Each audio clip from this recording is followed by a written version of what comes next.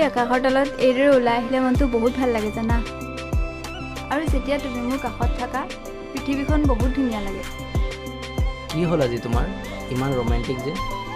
নহয় অ' সঁচাকে। অঁ মোৰো। তুমি যেতিয়া মোৰ কাষত থাকা পৃথিৱীৰ সকলো দুখ কষ্ট নাইকিয়া হৈ যায়। হয় নেকি? তেনেহ'লে মোক একেবাৰে নিজৰ কৰি লোৱা।